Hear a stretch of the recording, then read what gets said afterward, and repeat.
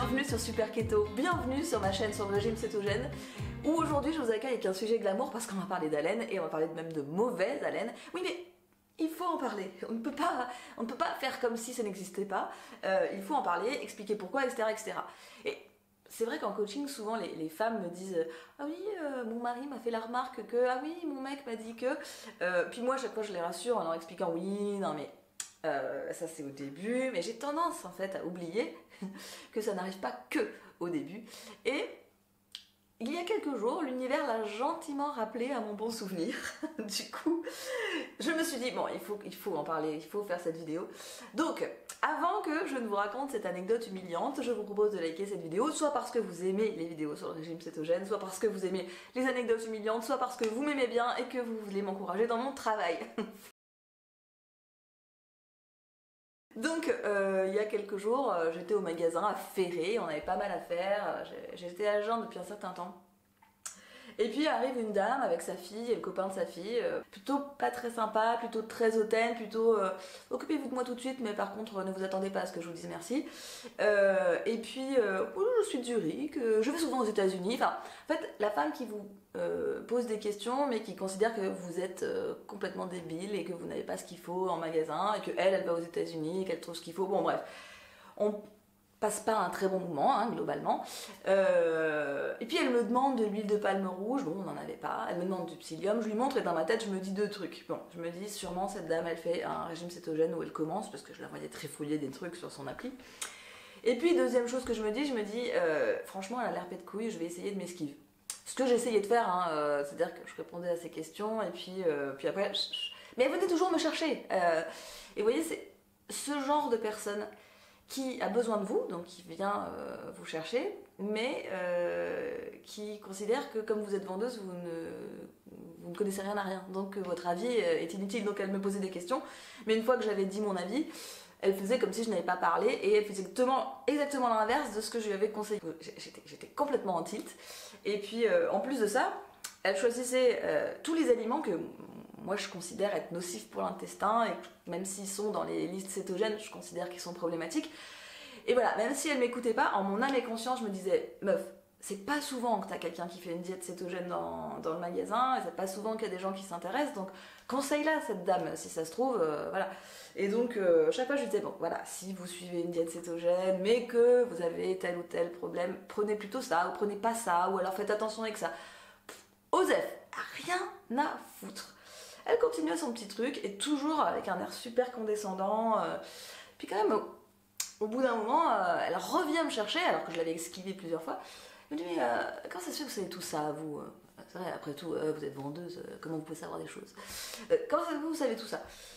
Je lui dis, bah oui, moi aussi, je fais une diète cétogène depuis un certain temps, machin. Mais là, elle se désintéresse complètement. C'est-à-dire que pas de questions, pas de trucs, pas rien. Et même sa fille qui lui disait, mais t'as vu, maman, il y a des étiquettes dans le magasin de produits convient au régime cétogène. C'est moi qui les avais mises. Rien à foutre, la femme.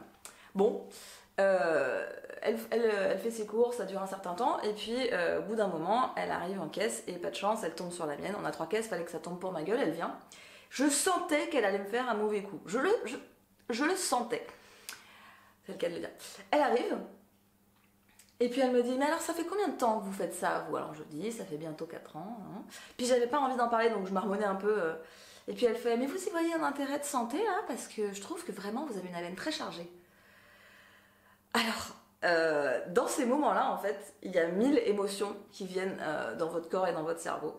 Et la première, c'est évidemment que vous êtes complètement mortifié. Enfin, moi, je veux dire, j'étais complètement humiliée parce que je savais très bien qu'elle avait raison.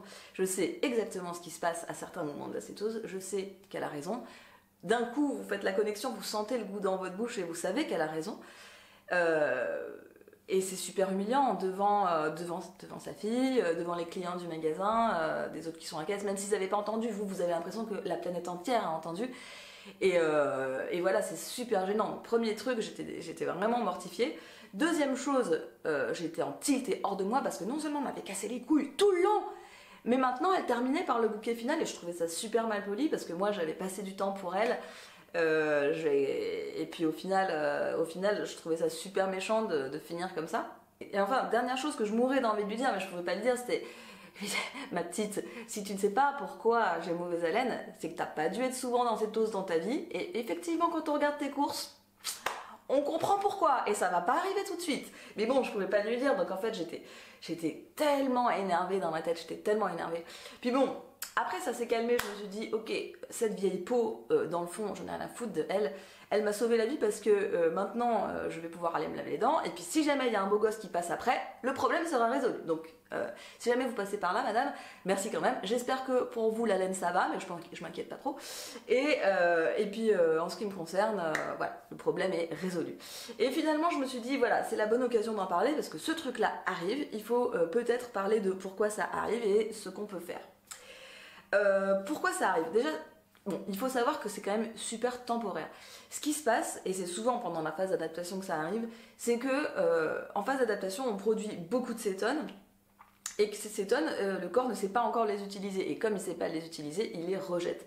Donc, pendant la phase d'adaptation, il y a souvent, vous perdez des cétones, soit sous forme d'acétoacétate dans l'urine, soit sous forme d'acétone dans l'haleine. Et c'est ce qui peut donner cette haleine désagréable et chargée, comme a dit madame. Et en fait, ça se résorbe avec l'adaptation parce que quand vous vous adaptez, vous utilisez une grande partie des cétones que vous produisez.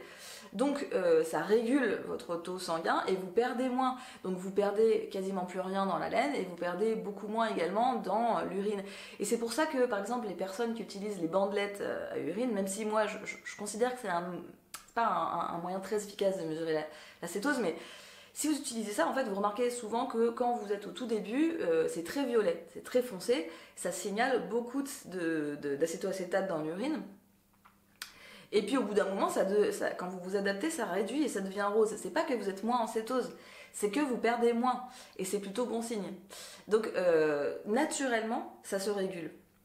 Et ce phénomène, comme je vous disais, donc, il ne se passe pas que en phase d'adaptation, parce que je ne suis plus en phase d'adaptation, mais il se passe aussi dans les périodes où vous brûlez plus de gras que d'habitude. Donc par exemple, si vous jeûnez, ce qui m'est arrivé ce jour-là de manière imprévue, et bien, donc, que vous passez un plus grand temps que d'habitude sans manger, vous allez dégrader plus de matière grasse, et du coup, votre corps n'utilisera pas tout de la même façon, et donc vous allez en rejeter une partie dans l'urine, dans la laine, et donc vous avez ce problème d'haleine.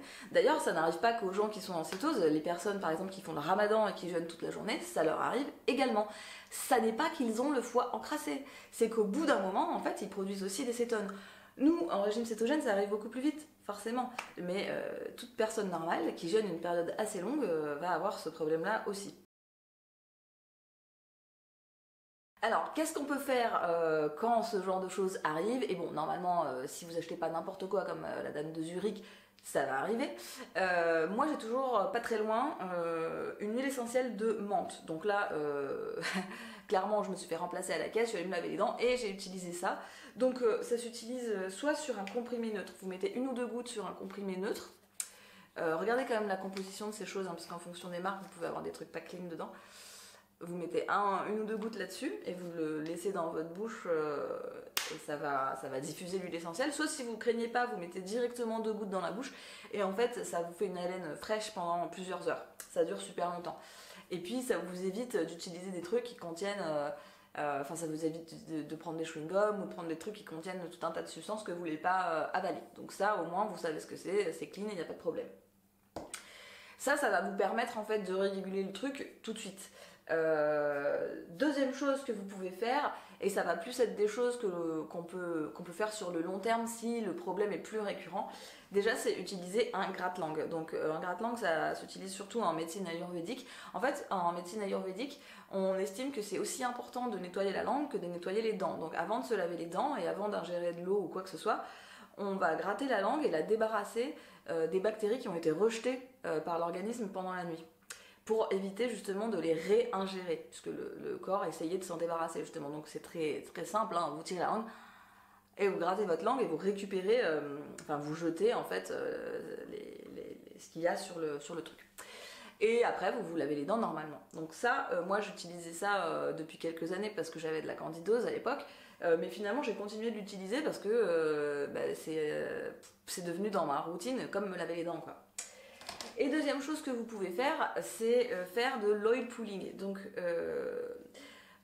vous prenez une huile, alors moi évidemment je prends de l'huile de coco, mais on peut le faire avec une autre huile. Vous prenez une cuillère à café, vous mettez 2-3 gouttes d'une huile essentielle de votre choix et vous faites de l'oil pulling pendant 10 minutes, un quart d'heure ou moins si vous avez moins de temps.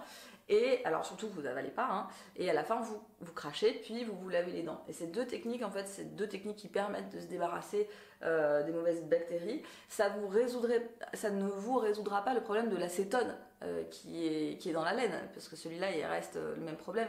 Sauf que ça vous débarrasse de pas mal de bactéries et du fait que la dégradation de ces bactéries à l'air fait aussi une haleine plus chargée. Donc en fait vous aurez certes le problème de l'acétone, mais vous aurez que celui de l'acétone et pas une haleine générale trop chargée.